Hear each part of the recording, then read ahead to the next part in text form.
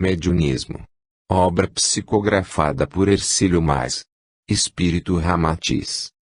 Homenagem a Rodolfo dos Santos Ferreira, coração generoso e idealizador do Lar Ramatiz para as Crianças, em Osasco, São Paulo.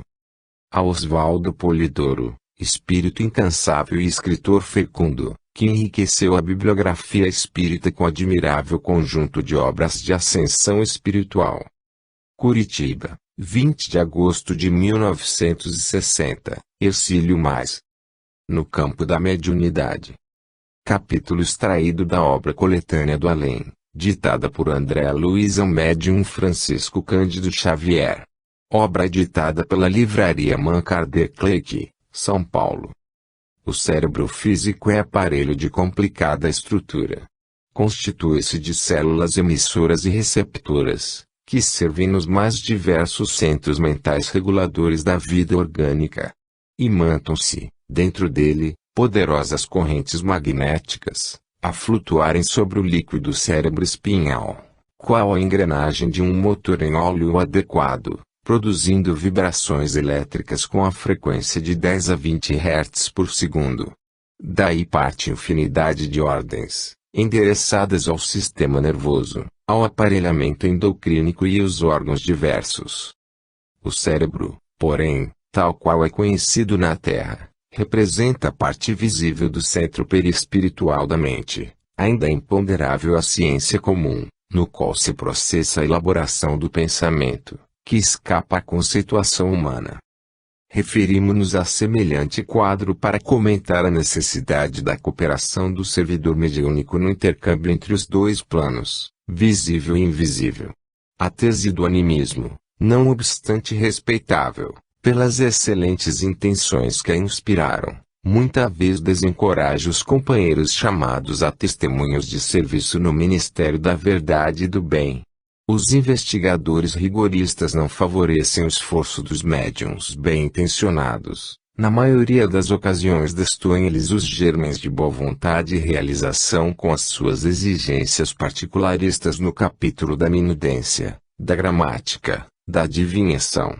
A organização mediúnica, entretanto, como as demais edificações elevadas, não se improvisa no caminho da vida. E o médium não é uma inteligência ou uma consciência anulada nas exteriorizações fenomênicas da comunicação entre as duas esferas. Ainda no chamado sonambulismo puro, no transe completo e nas hipnoses mais profundas, a colaboração dele será manifesta e indispensável. A energia da usina longínqua precisa do filamento da lâmpada, em que se manifesta, produzindo luz e calor. O artista, para arrancar a melodia perfeita, necessita de cordas afinadas e firmes no violino que lhe empresta o concurso na demonstração musical. A mensagem do cantor, ou do político, requer o aparelho de recepção para ser ouvida à distância. Exige a lâmpada característica especializada na fabricação. O violino requisita grande experiência e cuidado de manufatura e o receptor radiofônico pede extensa cópia de material elétrico para atender à finalidade que lhe é própria. Sem semelhantes serviços de transmissão, à base de matéria comum, há imperativos técnicos de organização, como improvisar um mecanismo mediúnico, no qual a base de matéria viva associada a elementos espirituais, ainda imponderáveis à ciência humana, exige a construção da vontade com os valores da cooperação. Edificar a mediunidade constitui uma obra digna do esforço aliado à perseverança no espaço e no tempo. Um habitante de esfera diferente necessita valer-se dos recursos que lhe oferece o cooperador identificado com o círculo onde pretende fazer-se sentir. Trata-se de imposição vulgar nas próprias relações entre países terrestres, de cultura diversa. O brasileiro que precise conduzir certa mensagem à Inglaterra, desprovido de contato anterior com a vida britânica, de modo algum dispensará um intérprete e esse intermediário, para cumprir a tarefa, deve preparar-se devidamente. Adaptar-se uma entidade desencarnada ao cérebro, ao sistema nervoso e os núcleos glandulares do companheiro encarnado, ajustando peças biológicas e eliminando resistências celulares, sem nos referirmos aos processos mentais inacessíveis à compreensão atual dos fenômenos. Não é operação matemática que se efetue através dos cálculos de alguns instantes. É organização paciente, requisitando muito concurso e devotamento por parte dos amigos em serviço na crosta planetária. E, assim afirmando, convidamos os colaboradores sinceros do Espiritismo evangélico a dedicarem maior atenção à chamada mediunidade consciente, dentro da qual o intermediário é compelido a guardar suas verdadeiras noções de responsabilidade no dever a cumprir. Cultive cada trabalhador o seu campo de meditação, educando a mente disciplinada e enriquecendo os seus próprios valores nos domínios do conhecimento, multiplicando as afinidades com a esfera superior, e observará a extensão dos tesouros de serviço que poderá movimentar a benefício de seus irmãos e de si mesmo. Sobretudo, ninguém se engane relativamente ao mecanicismo absoluto em matéria de mediunidade. Todo intérprete da espiritualidade, consciente ou não no decurso dos processos psíquicos, é obrigado a cooperar, fornecendo alguma coisa de si próprio, segundo as características que lhe são peculiares, porquanto, se existem faculdades semelhantes, não encontramos duas mediunidades absolutamente iguais. Lembremo-nos de que não nos achamos empenhados em edificações exteriores, onde a forma deva sacrificar a essência e onde a letra asfixia o espírito, e sim na construção de um mundo melhor, nos círculos de experiência para a vida eterna.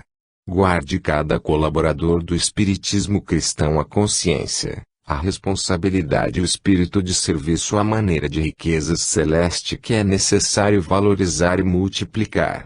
Não nos esqueçamos de que, segundo a profecia, através dos canais mediúnicos o Senhor está derramando a sua luz sobre toda a carne, mas que é preciso purificar o vaso carnal e enriquecer a mente, a fim de que o homem terrestre seja, de fato, o intérprete fiel da divina luz.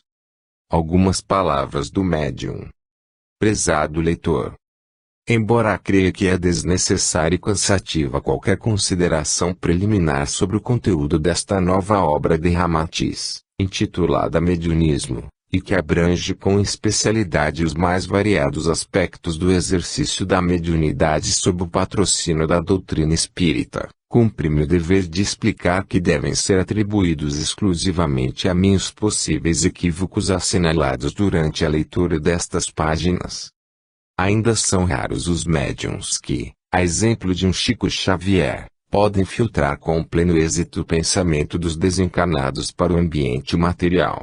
E isso ainda se torna mais difícil quando se trata de recepcionar as comunicações dos espíritos categorizados, cuja vibração altíssima ultrapassa a nossa frequência psíquica comum. Mediunismo assemelha-se às demais obras de Ramatiz quanto à sua elaboração, pois também foi confeccionada pelo sistema de perguntas e respostas. À medida que surgiam as dúvidas decorrentes das respostas anteriores de Ramatiz, fazíamos novas indagações, e assim se encorpava a obra com outros assuntos de interesse. Tudo que se perguntou sobre a mediunidade foi respondido satisfatoriamente pelo espírito de Ramatiz e, se algo de interesse no assunto foi olvidado nesta obra, não cabe a culpa ao espírito consultado, mas apenas ao esquecimento ou falta de prática de quem fez as indagações. Talvez, mais tarde, os simpatizantes de sua obra resolvam tecer novas consultas em torno da mediunidade, o que, possivelmente, há de proporcionar-lhes outras conceituações mais elucidativas e sanar as omissões atuais. Aliás, quanto a certos ângulos muito controversos sobre a mediunidade, e que exigem esclarecimentos mais minuciosos, Ramatiz reportou seus mesmos noutras respostas, embora o fazendo sob outra roupagem vocabular. Deste modo, ele procurou avivar a memória do leitor sobre aquilo que deve ser conhecido com melhores detalhes e que favoreça uma interpretação mais certa do compromisso mediúnico. Já havíamos encerrado o último capítulo desta obra, quando um dos componentes do nosso grupo de trabalho mediúnico solicitou de Ramatiz o obséquio de indicar alguns dos compêndios mais credenciados, na língua portuguesa, que pudessem orientar com mais eficiência o desenvolvimento mediúnico e ensinar os métodos mais sensatos e proveitosos para os candidatos a médiuns.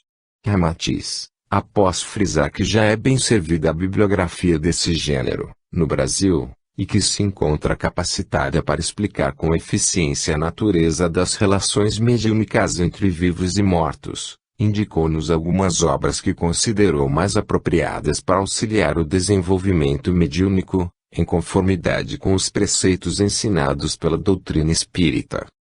Com o intuito de facilitar a aquisição das obras citadas, por parte daqueles que ainda não as conhecem ou desejam presenteá-las a outrem, combinamos especificá-las nesta página, mencionando tanto os seus autores encarnados ou desencarnados como as casas que as editaram.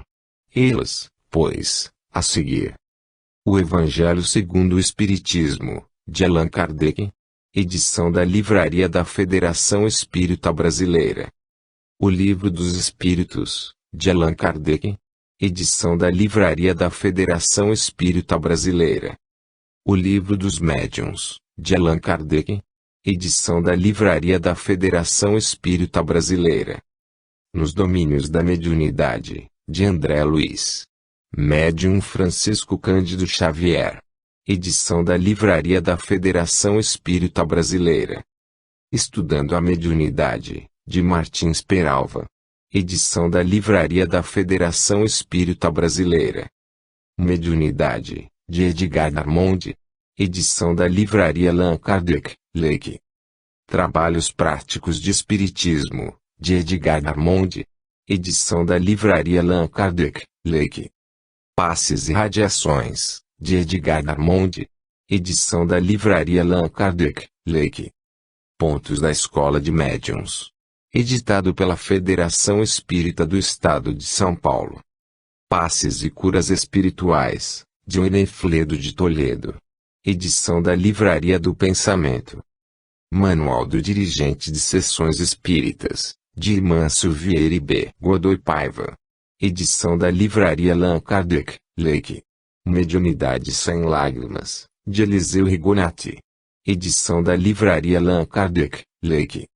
Curitiba, 20 de agosto de 1960. Ercílio Mais. Preâmbulo.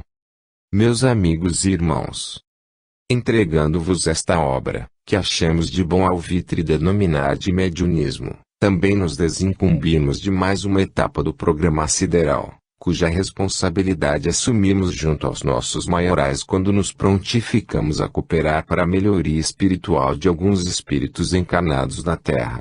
Mercê da bondade do Criador, já gozamos do júbilo de verificar que pudemos atrair a simpatia de algumas criaturas, interessando-as para o conteúdo de nossas singelas mensagens mediúnicas. Comprovamos também que elas modificaram algo do seu antigo modo de viver e adotaram princípios evangélicos em suas vidas, elevando-se para a frequência espiritual mais alta e assim apressando a sua renovação para habitar os planos paradisíacos. Reconhecemos a impossibilidade de agradar a todos os que tomam contato conosco, assim como também não alimentamos quaisquer vaidades messiânicas, nem pretendemos distinções especiais no seio das comunidades sidéreas. Alegramo-nos muitíssimo pela oportunidade de cooperar nos labores de esclarecimento espiritual e de socorro fraterno, que o alto realiza em favor das almas matriculadas na escola benfeitora da carne. Compreendemos a necessidade de nos manter acima dos preconceitos e dos equívocos humanos, assim como estendemos a nossa afeição espiritual a todos os homens, malgrado alguns espíritos demasiadamente ortodoxos em suas crenças possam não se agradar daquilo que estamos transmitindo por via mediúnica. Oxalá, servindo-nos da organização mediúnica que nos transfere o pensamento para a matéria, possamos corresponder à merecida confiança daqueles que nos permitiram participação no serviço abençoado do bem. Realizado, assim, Este modesto esforço no sentido de auxiliarmos tanto quanto possível a libertação espiritual de nossos irmãos encarnados, apresentando um trabalho isento dos pruridos científicos, das cogitações filosóficas destrutivas, da mentalidade intoxicada pelo academismo do mundo e também das conceituações dogmáticas religiosas. Formulamos os nossos sinceros apelos espirituais aos homens de boa vontade para que se interessem o mais breve possível pela sua admissão ao reino amorável do Cristo. Embora a vida física seja escola meritória, que proporciona ao espírito mergulhado na carne e transitório o desenvolvimento de sua consciência, o certo é que as fortíssimas raízes lançadas pelo instinto animal retardam o homem por muito tempo sob o guante do sofrimento redentor. A dor, na vida material, é quase sempre corolário imediato dos prazeres descontrolados. Eis porque, embora devamos reconhecer a importância indiscutível do curso experimental da vida terrena, significando a valiosa oportunidade que auxilia o despertamento da centelha sideral emanada do Criador e situada na carne humana, temos sempre insistido quanto à necessidade do homem aprender a sua lição espiritual com a maior urgência, a fim de se libertar o mais cedo possível das formas escravizantes da matéria. Malgrado esse benefício prestado pela carne, a alma, no seu aprendizado angélico, é implacável a sua ação atávica e bastante difícil desatar suas algemas milenárias. Desde que a angelitude é a condição definitiva que Deus instituiu para todos os seus filhos criados de sua própria consciência cósmica, é justo que o espírito se sirva eficientemente dos laboratórios planetários que lhe facultam as provas redentoras, mas deve ser sensato e trabalhar tanto quanto possível para lograr essa aventura, a que tem direito indiscutível.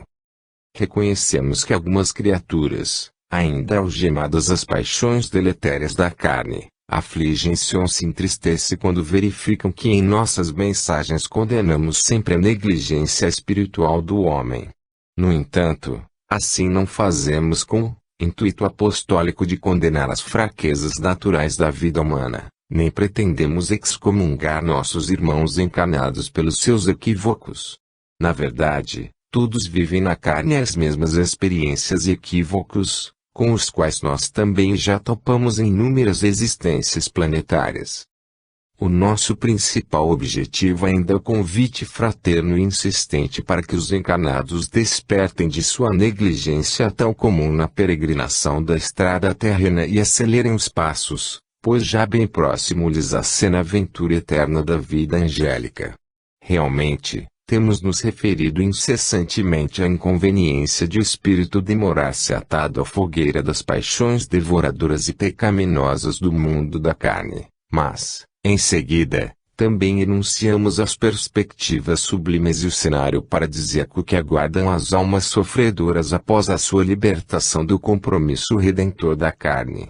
Com muita razão deveríamos ser condenados à repulsa pública se, em detrimento das virtudes angélicas do espírito imortal, preferíssemos exaltar os vícios e as paixões pecaminosas que ainda fervilham sob o combustível alimentado pelas energias do instinto animal.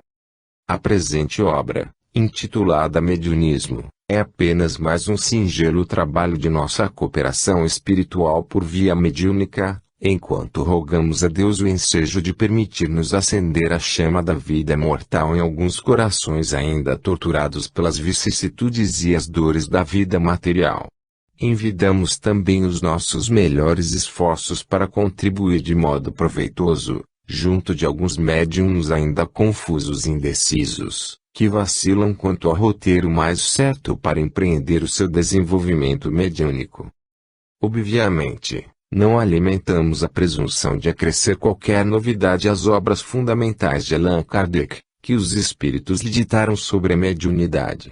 Da mesma forma, reconhecemos que já existem muitas obras credenciadas no gênero, produzidas por encarnados estudiosos da fenomenologia mediúnica, as quais superam estas singelas mensagens de nossa lavra espiritual.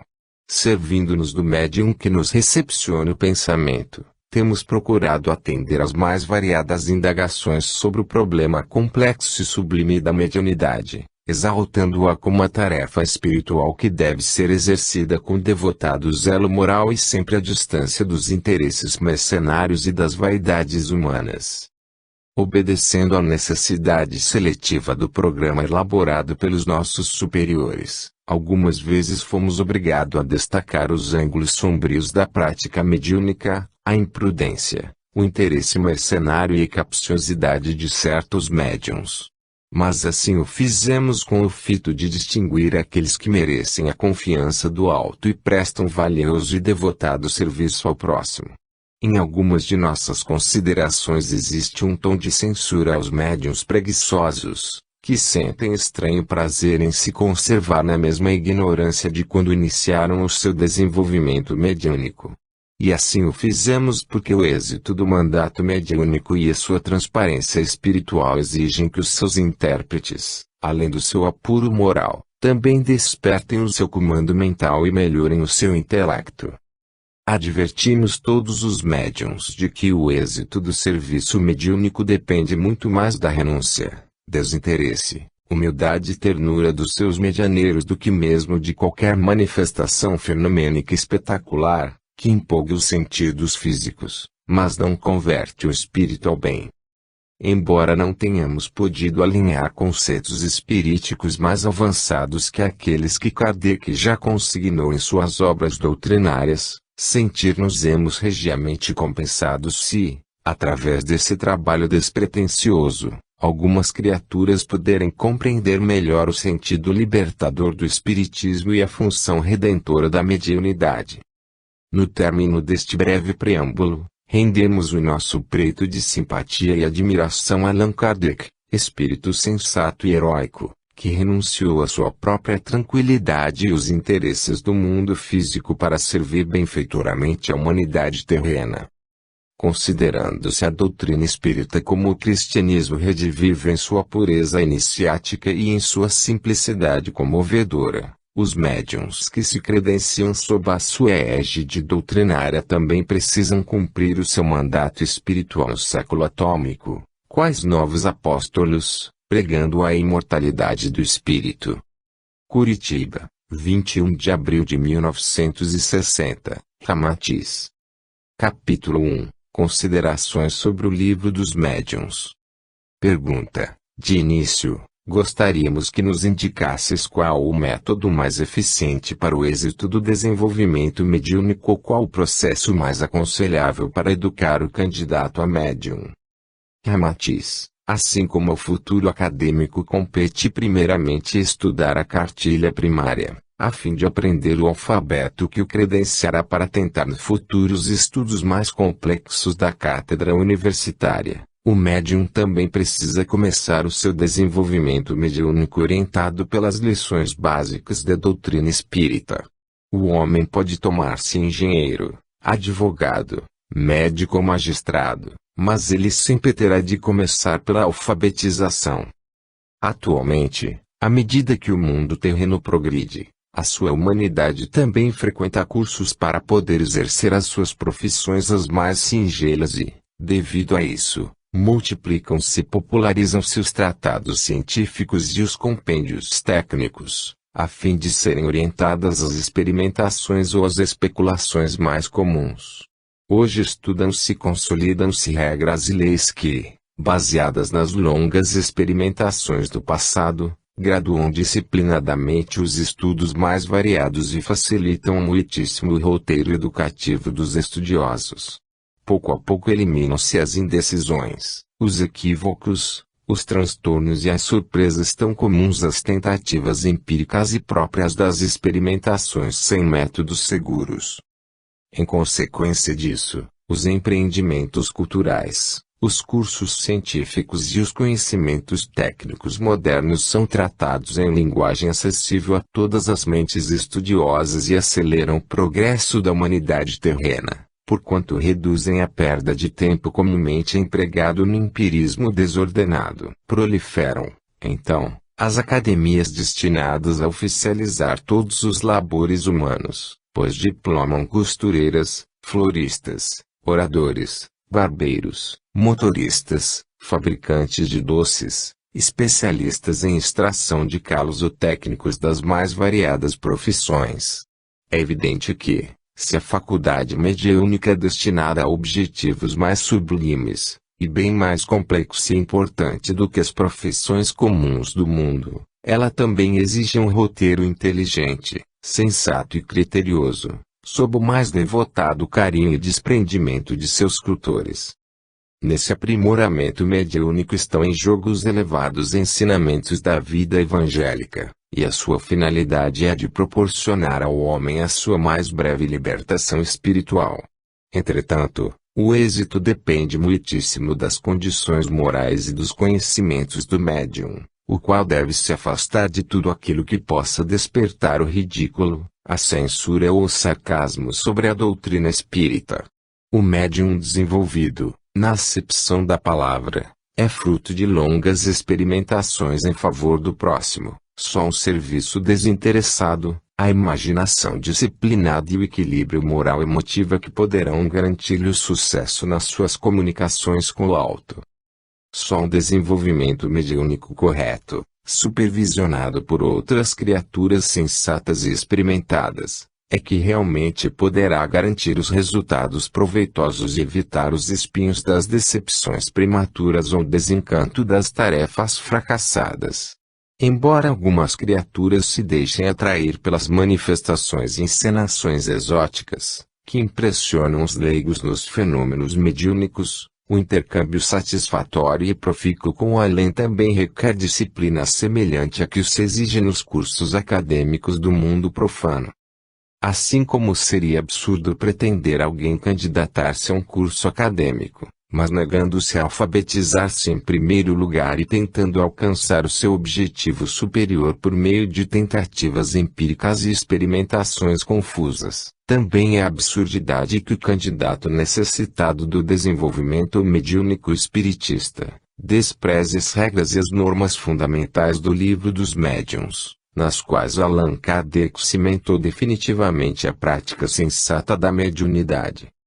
Assim como não confiais na criatura que se afirma portadora de um diploma acadêmico, mas sem nunca ter feito os estudos primários, é claro que também não podeis confiar na capacidade, na segurança e no entendimento de qualquer médium que ignore os princípios mais rudimentares sobre a mediunidade expostos no Livro dos Médiuns. Muito mais importante e perigosa do que as relações e as profissões no mundo material são ainda as relações entre os vivos e os mortos, por cujo motivo o médium não pode prescindir de um roteiro certo e seguro em seu desenvolvimento, tal como Allan Kardec estabeleceu em suas obras fundamentais.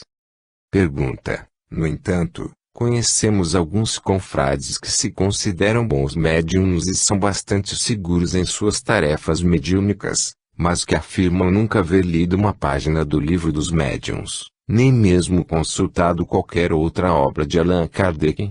Que dizeis disso? Ramatiz: quanto a haver médium bom e seguro, mesmo ignorando as obras de Allan Kardec, não opomos dúvida alguma, pois o catolicismo, o protestantismo, a teosofia, o esoterismo, o budismo, o islamismo, o hinduísmo e o judaísmo, as instituições Rosa Cruz e outras associações iniciáticas contaram em seu seio com magníficos médiuns de alto critério espiritual, mas alheios aos postulados espíritas. O espiritismo é o conjunto de leis morais que disciplinam as relações desse mediunismo entre o plano visível e o invisível, coordenando também o progresso espiritual dos seus adeptos. Mas os fenômenos mediúnicos começaram a ocorrer muito antes de ser codificada a doutrina espírita, assim como também podem se registrar independentemente de sua existência. Sem dúvida, tendes de distinguir que o mediunismo é manifestação que pode ocorrer independentemente do espiritismo. O primeiro é uma faculdade que pode não estar sujeita a doutrinas ou religiões. O segundo é a doutrina moral e filosófica codificada por Allan Kardec, cuja finalidade e princípio é a libertação do homem dos dogmas asfixiantes e das paixões escravizantes. A literatura mediúnica, proveniente de várias fontes religiosas e doutrinárias, É prodígio comprovar a quantidade de sensitivos que recepcionam mensagens daqui, embora não operem diretamente sob a inspiração do espiritismo codificado por Allan Kardec. Assim é que, independentemente da codificação kardeciana, foram recebidos do espaço as importantes cartas de meditações e a obra A Luz da Alma, ditadas pelo instrutor tibetano Alice Bailey, as missivas de escrita direta Helena Blavatsky, fundadora da Teosofia, dos mestres Moria e Kaga, as cartas do Outro Mundo, ditadas a Elsa Barker por um magistrado inglês, as comunicações intituladas 30 anos entre os mortos, pela faculdade da Sra. Wicklam, A Luz no Caminho Amabel Collins, inspirada por mentoras yogas, o magnífico poema Aos Pés do Mestre, inspirado ao jovem Krishnamurti, A Vida nos Mundos Invisíveis, ditada pelo Monsenhor Roberto Hugo Benson Anthony Borja, as mensagens do Padre Machaerana de G. A Vida Além do Véu, ao pastor protestante Rev. G. Valuen, de autoria de sua progenitora, as inéditas experiências de Eduardo van der Nuylen, entre os maias, que ignoravam o espiritismo, originaram a grande mensagem, obra admirável como repositório de conhecimentos do além. O bispo anglicano C.H. Leadbeater, um dos esteios da Sociedade Teosófica, revelou poderosas faculdades de clarividência e escreveu instrutivas obras de esclarecimentos espirituais, sem qualquer contato doutrinário com o kardecismo. No vosso século, sem se situarem na área espírita, Pietro Baldi entregou-vos a grande síntese, obra extraordinária de inspiração mediúnica produzida por sublime entidade sideral, e Rosaria de La Torre compôs mediunicamente Harpas Eternas, da autoria espiritual de Hilarião de Montenegro, destacado iniciado sideral. Os profetas eram médiuns poderosos. Jonas, Isaías, Jeremias, Ezequiel, Daniel, Naum, Samuel, Bob, Abacuque e os outros iluminavam as narrativas bíblicas com seus poderes mediúnicos. Moisés hipnotizou a serpente e a transformou num bastão, fazendo reviver, depois, diante do faraó surpreendido. Ele sabia extrair ectoplasma à luz do dia, praticava levitações, transportes, e produziu chagas no corpo, curando-as rapidamente. Realizando a mais assombrosa hipnose da história, usou o povo egípcio como sujeito e o fez ver o rio Nilo correr como sangue, atuando nas forças vivas da natureza, visto que conhecia o processo da magia sobre as salamandras, semeava o fogo em torno de si, cercando-se da sarça ardente, e punha em fuga os soldados escolhidos para matarem-no. Na esfera católica, Teresinha via o sublime Senhor nimbado de luz, Francisco de Assis revelava as chagas de Jesus, Antônio de Pádua transportava assim em espírito de Portugal à Espanha para salvar o Pai Inocente, Dom Bosco, em transe psicométrico, revia Jesus em sua infância, ou então profetizava sobre o futuro, inclusive quanto às realizações atuais do vosso país. Vicente de Paula extinguia úlceras à simples imposição de suas mãos e São Roque curava lepra à força de orações. Teresa Neumann, no nosso século, apresenta os estigmas da crucificação, e alguns sacerdotes católicos se tomam curandeiros milagrosos sob a terapêutica dos benzimentos. Na Índia, Sri Ramana Maharshi e Nirmala Devi entram em Samadhi, integrando-se à consciência crística, em gozo inefável, mas independentemente da técnica espírita. Lirima Jaya levita-se diante da esposa, que se ajoelha estática, e Babaji, o Yogi Cristo da Índia, materializa, cura e ressuscita, revelando os mais altos poderes mediúnicos. Buda foi a antena viva ligada ao alto, vertendo para a Ásia mais elevada mensagem espiritual. Ramakrishna, através da Bíblia da Natureza, reproduzia aos discípulos os pensamentos mais profundos transmitidos pelos mestres desencarnados. Mesmo Lutero, João Hus, Pirantíssimo Ford, Savonarola, Sócrates, Pitágoras, Apolônio de Tiana etc., já revelavam distinguida faculdade mediúnica, muito antes de Allan Kardec estabelecer o roteiro do Livro dos Espíritos e do Livro dos Médiuns. Nenhum desses tradicionais seres da história religiosa era espírita, na acepção do vocábulo, embora todos fossem médiuns, o que ignoravam. Esses inolvidáveis trabalhadores da verdade não se ufanavam, porém, de ser bons médiuns. Foi o próprio serviço cristão, consagrado pela história, que os classificou assim. Consequentemente, cremos ser um tanto precário o julgamento em causa própria da criatura que se jacta de que é bom médium, mas que desconhece a disciplina do desenvolvimento preconizado por Allan Kardec, e isso muito antes de apresentar um labor convincente na esfera espiritualista. O médium que realmente tem propósitos sérios e pretende um desenvolvimento técnico e disciplinado, ordeiro e seguro, aspirando a realizar serviço cristão na seara espírita, pode ignorar o método experimental de Kardec e o subestimar propositadamente, mas de modo algum se livrará das confusões próprias dos experimentos empíricos. Pergunta: embora isso nos surpreenda, já ouvimos certos médiuns justificarem a sua ignorância sobre o Livro dos Médiuns, ou quaisquer outras obras mediúnicas, alegando que os seus próprios guias endossam tal atitude. Dizem que, assim, esses guias evitam fortalecer-lhes o animismo, que seria mais intensificado pela associação das ideias dos autores das obras lidas. Esses médiuns são adeptos de um desenvolvimento mediúnico completamente espontâneo, e afirmam livrar-se de qualquer condicionamento literário e métodos doutrinários particulares que possam restringir-lhes a livre eclosão da faculdade em florescimento. Ramatiz: certamente, tais médiuns pretendem justificar a sua própria preguiça mental ou alergia para com o estudo da doutrina espírita, coisa ainda muito comum em alguns deles. Não percebemos que razões sensatas possam sancionar tais disparates. Já sabeis que, do lado de cá, muitas vezes são vertidos conselhos e orientações maquiavélicos por parte de pseudos-guias, que semeiam incongruências e alimentam sandices entre os médiuns invigilantes e avessos à disciplina espiritual. Embora a faculdade mediúnica seja espontânea em sua essência, o seu desenvolvimento deve enquadrar-se em rigoroso procedimento e experimentações sadias, livrando das práticas e ritualismo ridículos, dos exotismos e das demais inconveniências censuráveis. Não resta dúvida de que existem médiuns de excelente estirpe espiritual, que puderam lograr o seu desenvolvimento mediúnico livres das experimentações aflitivas e isentos dos desenganos e das interferências capciosas dos desencarnados. Mas quando isso acontece é porque se trata de criaturas já credenciadas à proteção excepcional do além, porquanto seu trabalho mediúnico é menos prova e mais incumbência superior.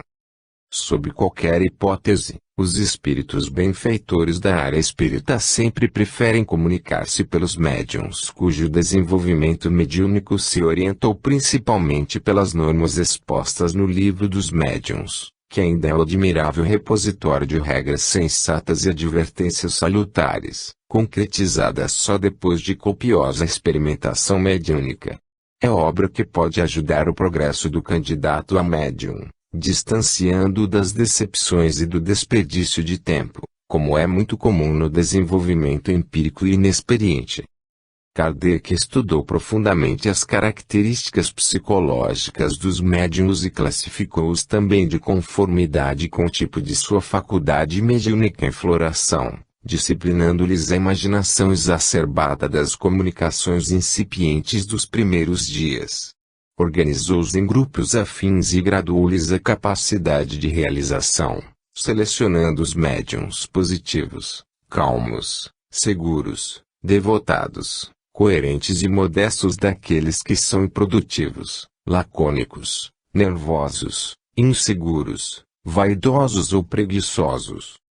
Cremos que é bastante desconexa a penetração de médiuns incipientes na floresta espessa das contradições mediúnicas, quando as flores do bom mediunismo já vicejam à beira da estrada larga dos compêndios espíritas. Esses são médiuns que atendem mais propriamente ao imperativo intrínseco de sua mediunidade em floração sem aliá-lo também ao conteúdo doutrinário e moral do espiritismo. Trata-se de simpatia ou de conveniência espiritual dos seus tipos psíquicos, e que os fazem empreender o seu desenvolvimento em ambientes que possuem características diferentes das regras especificadas por Kardec junto à mesa espírita. É o que acontece principalmente nos terreiros da Umbanda, que desenvolvem os seus médiuns sob uma técnica exclusivamente inerente ao fenômeno mediúnico, despreocupada da relação com qualquer disciplina doutrinária já consagrada pelo tempo. No entanto, também hão de contrariar a pureza da linhagem espírita aqueles que se colocam sob a proteção ou simpatia do espiritismo, mas desprezam a base do desenvolvimento mediúnico ensinado pelo Livro dos Médiuns. Sabeis que seria perfeita tolice que, depois de os cientistas terrenos terem identificado completamente os elementos químicos e as proporções exatas com que eles se combinam para formar substâncias úteis, como a água, o sal, o enxofre, o açúcar etc., os estudiosos modernos da química resolvessem proceder teimosamente a novas tentativas e experimentações fatigantes, para depois concluírem mais deficientemente, com as mesmas fórmulas dos seus antecessores. Também não se justifica que certos candidatos a médiuns prefiram o desenvolvimento empírico de sua mediunidade, quando já existe o Livro dos Médiuns, em que a sabedoria, a experiência e a ajuda sensata de Allan Kardec escoimaram as práticas mediúnicas das fórmulas improfícuas, das crenças supersticiosas ou das encenações ridículas. Pergunta: alguns espiritualistas, pensadores, e mesmo alguns médiuns livres, que subestimam o Livro dos Médiuns e louvam a espontaneidade incondicional do desenvolvimento mediúnico, alegam que o kardecista é um adepto de postulados obsoletos e de ensinamentos anacrônicos, que atualmente já estão bastante superados pelos conceitos do espiritualismo moderno.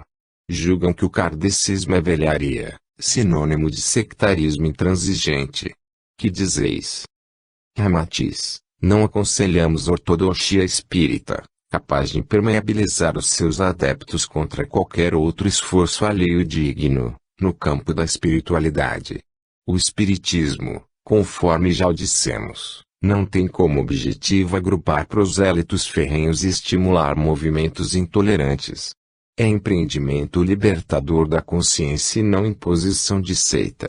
Significa o generoso fermento vivo que acelera o psiquismo humano e incita o homem a se libertar quanto mais cedo possível de sua animalidade.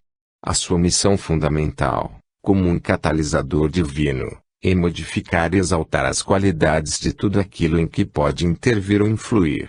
É o denominador espiritual comum aferindo os valores nobres de todas as almas, em vez de se tomar qualquer ruga sectária, isolando trabalhadores diferentes e que são devotados à mesma causa do espírito imortal. Em face destas considerações, vereis que é perfeitamente descabida qualquer ironia ou descaso que alguns espiritualistas desavisados ainda emitem contra Allan Kardec e a sua codificação espírita. Nenhum dos seus postulados fere qualquer outro movimento religioso ou doutrina espiritualista, pois foram todos edificados sobre as raízes que milenariamente entrelaçam todos os movimentos consagrados à busca da verdade. São princípios tão velhos quanto o espírito do homem, isentos de preconceitos de seita ou de casta. Eles orientam o curso humano para os objetivos avançados da vida mortal superior. As obras de Allan Kardec foram inspiradas por elevados mentores dos destinos humanos e abalizados psicólogos siderais, conhecedores indiscutíveis das mais ínfimas necessidades da humanidade terrena. São tratados acessíveis ao homem comum, mas suficientes para ajudá-lo na sua emancipação espiritual. Em seu trabalho redentor, Kardec foi orientado pelo Espírito da Verdade, sob cujo pseudônimo se oculta um dos mais sábios instrutores espirituais da Terra, o qual, além de genial psicólogo sideral, capacitado para autopsiar os mais complexos recônditos da alma humana, ainda é portentoso cientista que domina todos os problemas kármicos do vosso planeta.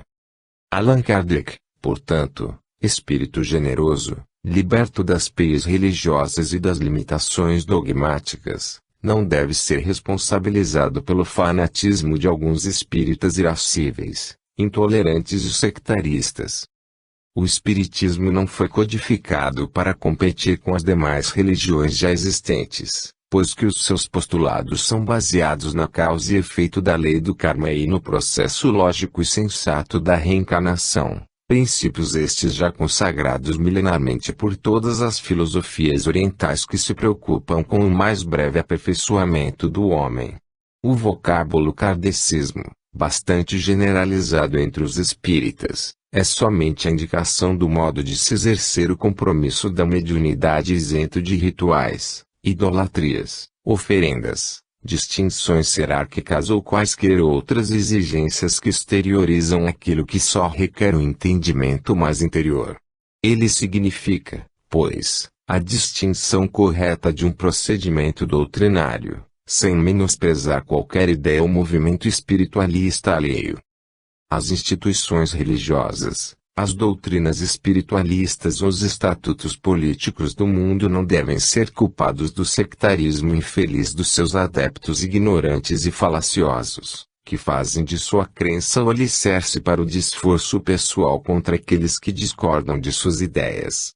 Da mesma forma, kardecismo não significa um agrupamento de homens em oposição doutrinária ou religiosa a outros grupos de homens. É apenas a conceituação tradicional de um sistema de trabalho mediúnico. No campo do mediunismo, significa, mais propriamente, uma preferência técnica, um modo particular de operar em contato com o mundo invisível.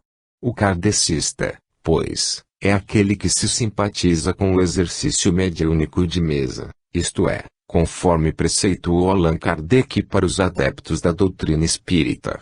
No entanto, existem outros sistemas de se praticar o mediunismo, tais como o que se efetua na Umbanda, no qual se tende mais a objetivar todas as expressões e aspectos que os seus comunicantes possuíam na vida física, ou então as sessões de mesa branca, dos tatuas esotéricos, em que os seus filiados se limitam a transmitir conscientemente a inspiração que lhes é dada pelos familiares do seu movimento.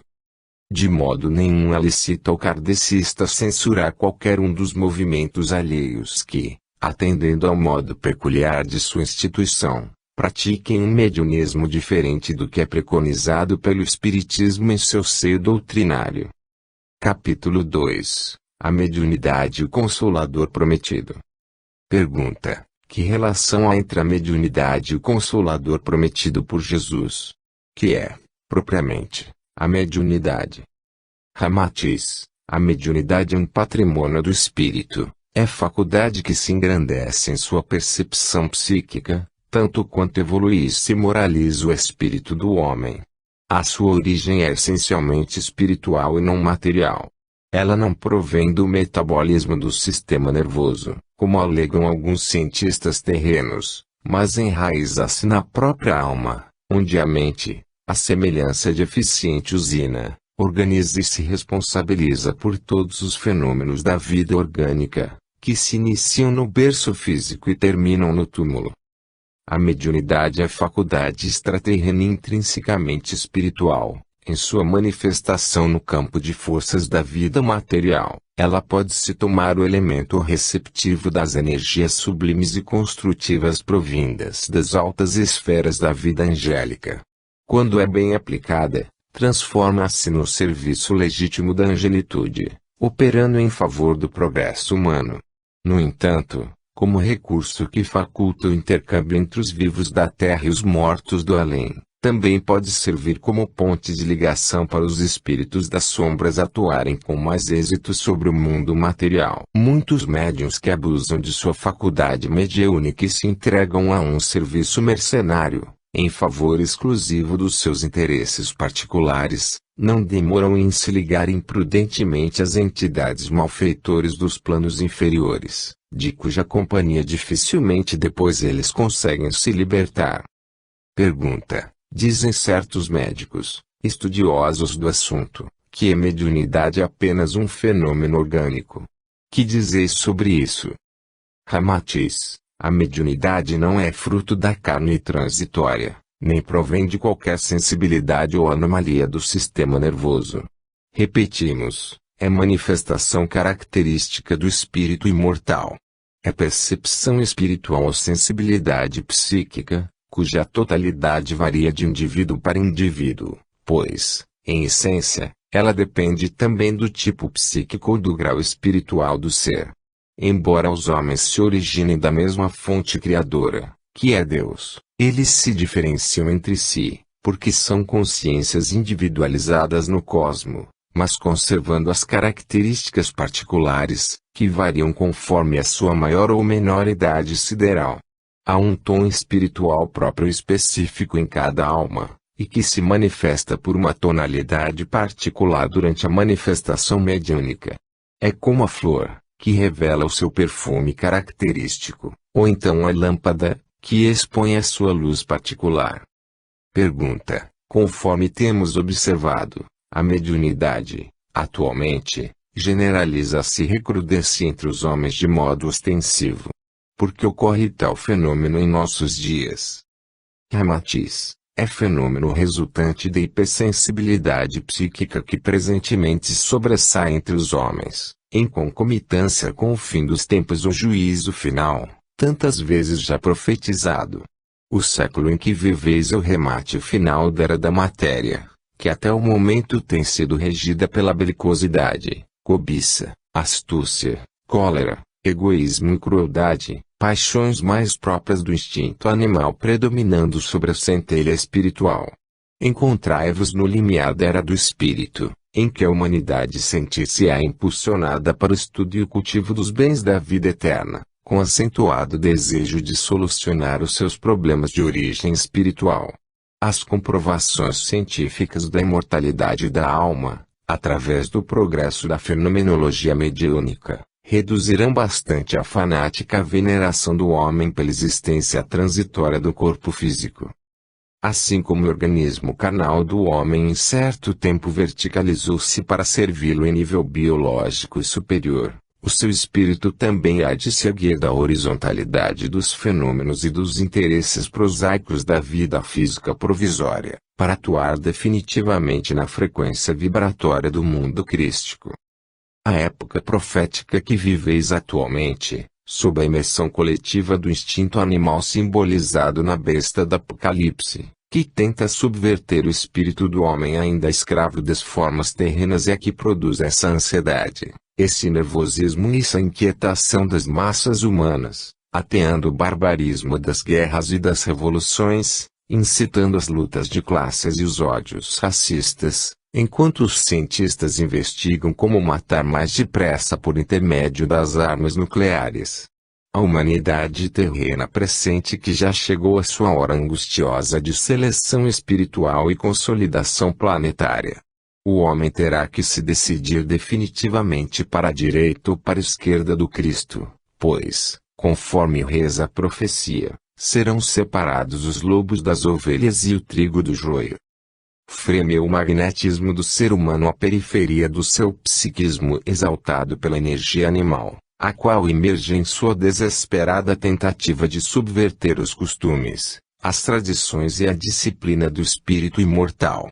Os homens encontram-se confusos no limiar de duas épocas extremamente antagônicas, pois, justamente com o reiterado apelo do alto para a cristificação humana, recrudesce também a efervescência do automatismo instintivo da vida animal. Os hospitais estão abarrotados de criaturas alienadas ou obsidiadas, que provêm desde os barracões e favelados até as altas esferas sociais, cuja maioria é torturada pelas crises financeiras ou morais. Nessa miséria espiritual, abrangendo tanto os ateus como seres egressos das mais variadas doutrinas e religiões, o vosso mundo comprova que o sacerdócio organizado, das religiões oficiais, realmente fracassou em sua missão salvadora. E o pior é que, Durante essa eclosão incontrolável do instinto inferior, os espíritos desencarnados e malfeitores firmam o seu alicerce na carne e executam também o seu programa diabólico contra os terrícolas, que são apáticos aos sublimes ensinamentos salvadores do Cristo Jesus. Atuado pelas mais contraditórias circunstâncias, vivendo em minutos o que os seus antepassados não viveram em alguns anos, o homem do século atômico destrambelha os seus nervos e superexcita o seu psiquismo, perdendo terreno no seu controle espiritual e tornando-se um instrumento dócil nas mãos dos espíritos desencarnados malévolos. Essa constante relação dos vivos com os mortos, embora os primeiros sejam inconscientes do que acontece, termina por sensibilizar cada vez mais a criatura humana, com o agravante de que se efetua nela um verdadeiro desenvolvimento mediúnico de inferior qualidade.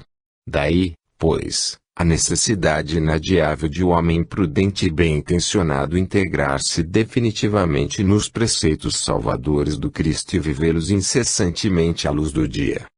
Pergunta: poderíamos supor que o progresso científico atual também contribui para essa hipersensibilização humana, em que o homem cada vez mais se sintoniza com as forças do mundo oculto?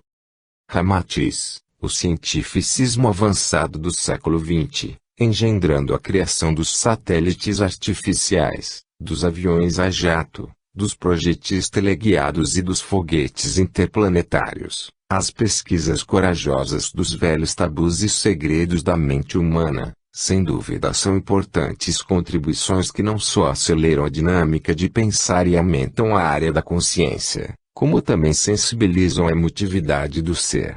Já vos lembramos de que o homem atualmente vive, em algumas horas, e de modo simultâneo, os raciocínios, as reflexões, as conjecturas e as mutações mentais e emotivas que os seus antepassados não chegavam a experimentar em dezenas de anos.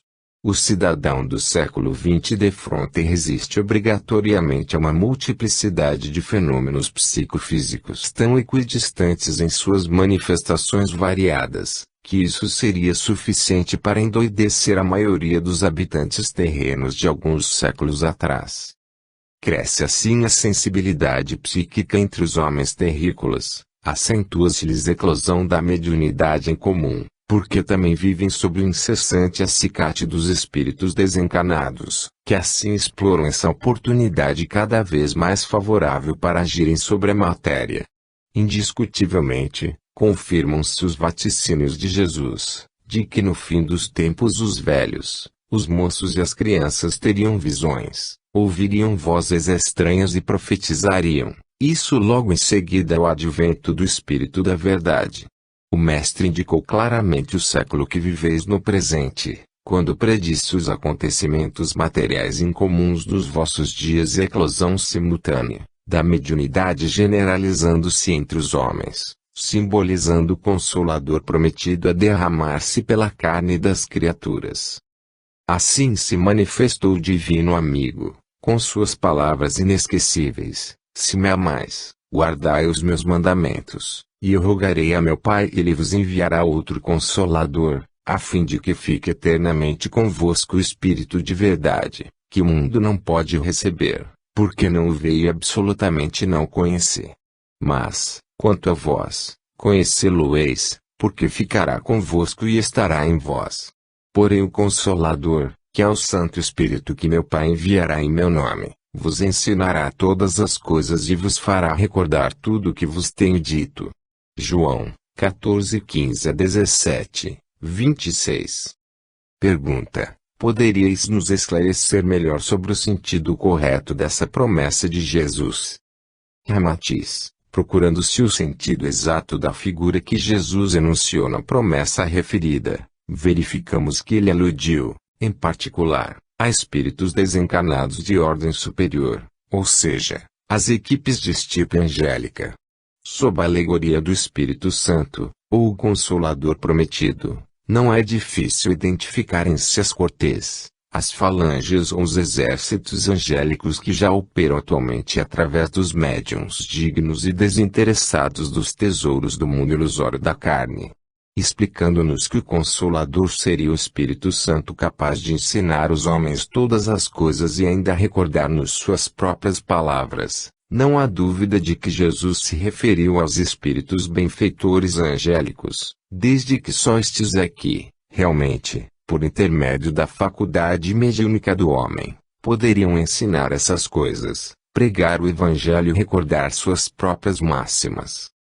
É evidente que, pelo fato de Jesus haver se referido a outro Consolador, em sua promessa profética ele quis advertir-nos de que na terra já havia se manifestado, anteriormente, um Consolador, que seria ele mesmo, com a missão de salvar o homem da animalidade inferior. Desde que Mestre foi realmente um Salvador da humanidade,